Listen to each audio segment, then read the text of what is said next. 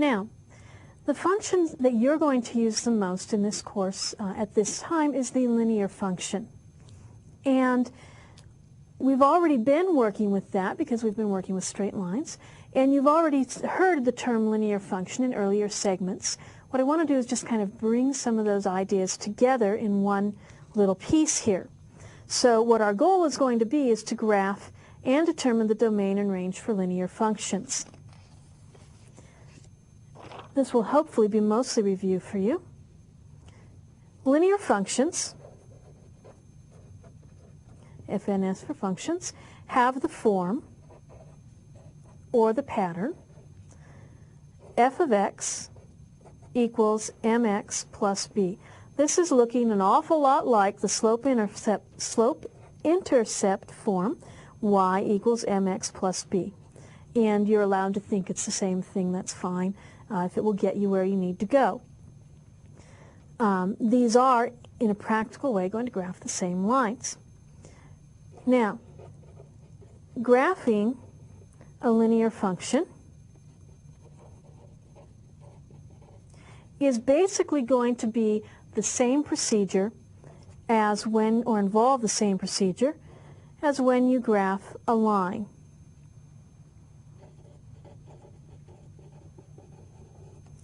And you've become accustomed to graphing lines at this point. Let's look at an example and just go through the procedure. Let's suppose you're instructed to graph f of x, you're allowed to think y, which is equal to negative 1/3 x plus 1. And on top of that, let's determine, we'll just slide this goal in, the domain and the range.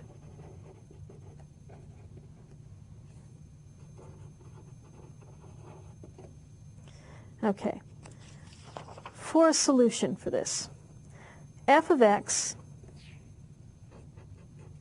equals negative 1/3 x plus 1 means y is negative 1/3 x plus 1.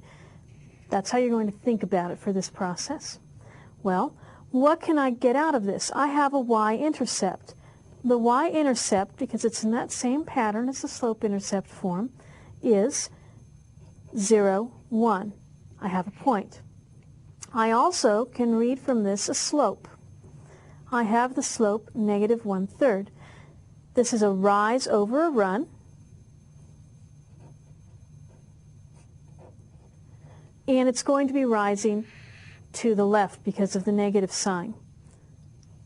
Now, what I can do, there are a couple of different ways I can solve this. I'm going to graph a point and count out rise and run because it's pretty straightforward. Do that first. And I'll just mention another method. Here's x, and here's f of x, formerly called y. And I have this y-intercept at 0, 1, so let me make a point, 0, 1. And my slope is negative 1/3, so I'm going to rise 1 and run 3, 1, 2, 3, and make another point. And that is going to be at negative 3, 2. And 2 points are enough to determine a line. If I want to, I can put in a third just to make sure I'm counting correctly.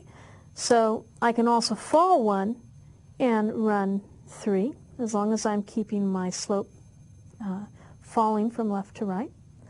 And all is right in the world. Those points connect up nicely. And I have successfully graphed this function. The second way you could solve this, or another way you could make this graph, is to make a table.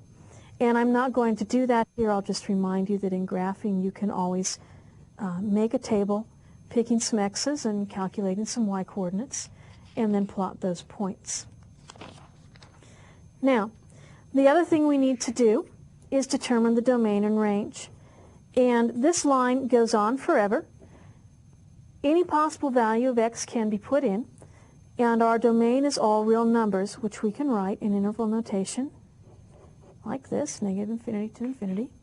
Our range is also all real numbers, negative infinity to infinity. And this will be true for all linear functions. So whenever you see the form f of x equals mx plus b, you can think, oh yeah, domain, all reals, range, all real numbers, and I can graph it like I did a line. That's the end of this segment.